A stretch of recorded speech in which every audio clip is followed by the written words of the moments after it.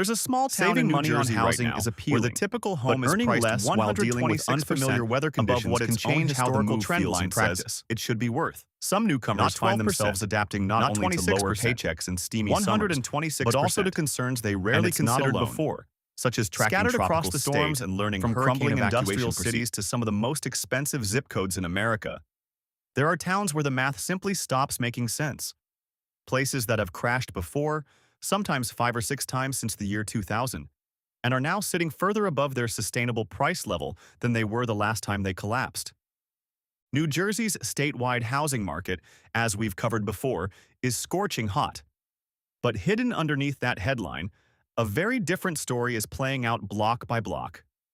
Today, we're going deep into 7 New Jersey cities and towns where the numbers are flashing red, and asking what happens when overheated local markets meet a state that can't seem to stop climbing.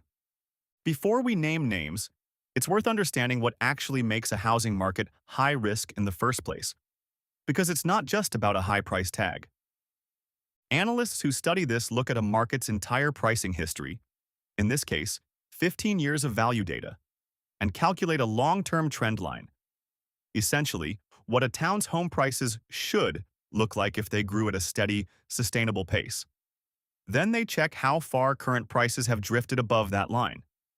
A town sitting 20 or 30% above its own historical trend is stretched, but not necessarily alarming. A town sitting 90% or 100%, or even 126% above that line, is in territory that has, historically, always eventually corrected. Layer on 2 more variables. How many times a town has already suffered a serious price drop of 8% or more since the year 2000, and how wildly its prices swing year to year. And you get a composite risk score. The higher the score, the more a town resembles the exact conditions that preceded its own previous crashes. With that framework in mind, here are 7 New Jersey markets where those warning lights are on. Number 1, Atlantic City. Start with the market that arguably wrote the playbook on New Jersey housing volatility. Atlantic City's economy has always been tied to one thing: gambling and tourism. And that dependency shows up directly in its housing data. This is a city that has suffered roughly 7 separate price crashes of 8% or more since 2000, including a brutal collapse of over 16% back in 2011, right as the casino industry was contracting and several properties were shutting their doors for good. Today, home prices sit around 72% above what the city's own long-term trend would predict, even though the actual dollar figures look almost affordable compared to the rest of the state. That's the trap.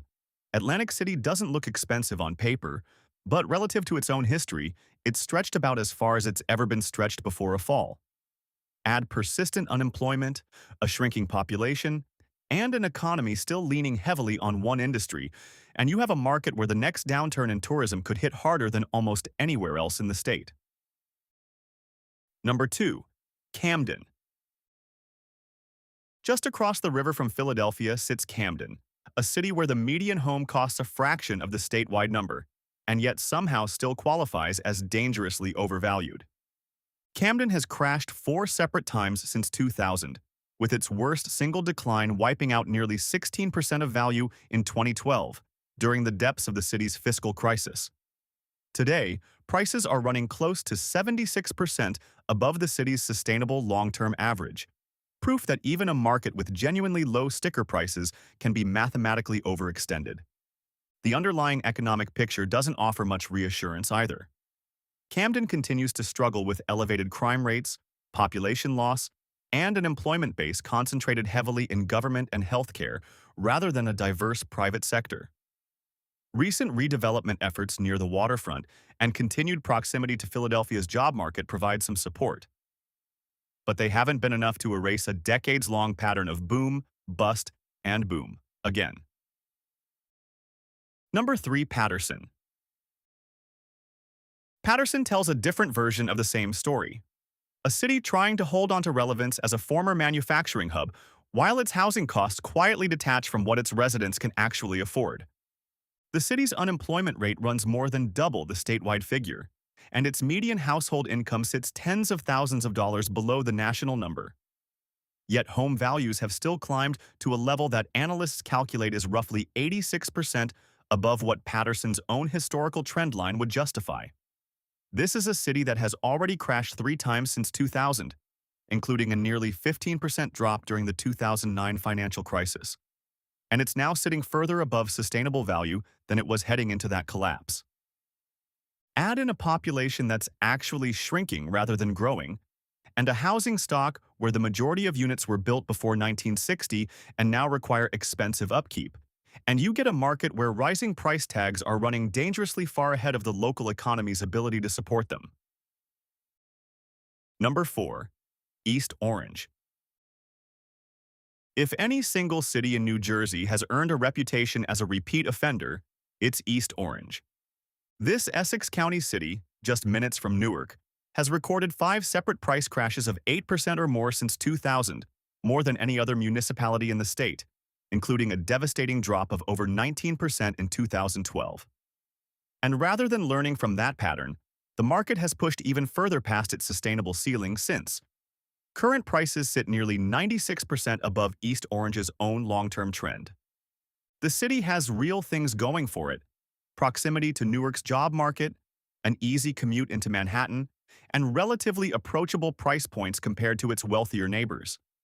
But those advantages have repeatedly been overwhelmed by deeper structural issues: population decline, fiscal strain, and a level of disinvestment that keeps resetting the market's foundation every time it starts to recover. 5 crashes in 25 years isn't bad luck. It's a pattern. Number 5. Woodland. Here's where the story takes a turn, because the single riskiest housing market in all of New Jersey isn't a famous city at all. It's a town most residents outside Camden County have probably never heard of. Woodland is tiny. Its median home value doesn't even crack $210,000. Genuinely one of the more affordable numbers on this entire list. And yet, by the numbers, it's the most dangerously overextended housing market in the state. Prices sitting a staggering 126% above their sustainable long-term average, the highest overextension figure anywhere in New Jersey. Layer on 5 separate crashes since 2000, including a catastrophic decline of nearly 24% in 2012, plus year-to-year price swings averaging 13.5%, the most volatile of any town we looked at, and you get a market with almost nothing anchoring it in place. Woodland doesn't have a defining industry, a waterfront, or a commuter rail line driving demand. What it has is a small, thin market where a handful of sales can swing the entire town's statistics wildly in either direction, which is exactly the kind of environment where a sharp correction, once it starts, can spiral fast. Number 6. Seagirt. Now, for the twist nobody expects. This isn't just a story about struggling cities. Some of New Jersey's most exclusive, wealthiest zip codes are flashing the exact same warning signs. Take Seagirt, a prestigious Monmouth County shore town with a median home price north of $2.1 million. Since the year 2000, prices here have climbed more than 408%, and that appreciation has pushed current values to nearly 98% above what the town's own long-term trend can support. This is old money Jersey Shore real estate, historic Victorian architecture and all, and even it saw a crash of more than 9% back in 2009. Then there's Deal, arguably the most extreme case in the entire state. Since 2000, home values here have risen an almost unbelievable 681%, pushing the current median past $3.8 million. That leaves Deal sitting roughly 124% above its own sustainable trend line. The single largest overextension of any town in New Jersey, luxury or otherwise. Even the wealthiest buyers in the state, it turns out, aren't immune to paying prices that no longer connect to any reasonable economic foundation. The lesson from both towns. Overheating isn't just a low-income phenomenon. When appreciation runs on hype and scarcity rather than income growth, million-dollar shore towns can drift just as far from reality as struggling former mill cities. Here's the honest, balanced answer, because it would be irresponsible to end this without it. Everything you just heard is real, sourced data on specific, individual towns and cities.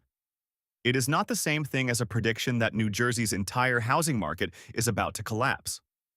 In fact, nearly every credible housing economist and market forecaster covering the state right now is saying close to the opposite. Statewide inventory remains historically tight. Lending standards are far stricter than they were before 2008. Homeowner equity is near record highs, and foreclosure activity statewide remains a small fraction of what it was during the last crash. Those are the conditions that prevent a broad 2008-style collapse, and none of that has changed. What has changed, town by town, is that certain markets have appreciated so far beyond what their local economies and historical patterns can support that a correction, not necessarily a catastrophe, but a real pullback, looks less like a risk and more like a mathematical likelihood. Some of these towns, like Paterson, Camden, and East Orange, carry that risk alongside genuine economic hardship. Others, like Seagirt and Deal, carry it purely because scarcity and prestige pushed prices somewhere disconnected from income growth entirely. This is not financial advice. It's a pattern in the data worth understanding before you buy, sell, or invest in any of these specific markets. The lesson isn't that New Jersey is doomed. It's that the market isn't one thing. It's hundreds of small, distinct markets, and a handful of them are standing much closer to the edge than the statewide headlines would ever tell you. So the next time someone tells you New Jersey real estate is bulletproof, remember? The state can be red hot, and individual towns can still be standing on borrowed time, at the exact same moment for completely different reasons. The real question isn't whether New Jersey's housing market as a whole is heading for disaster. It's whether you know which 7 towns already look like they've been here before. If any of these 7 caught you off guard, especially that last one, you're not alone. Most people assume risk only lives in the cities everyone already writes off. The data says otherwise. If you want more of these deep dives, the housing stories hiding underneath the headlines, in New Jersey and everywhere else, hit like and subscribe so you don't miss the next one.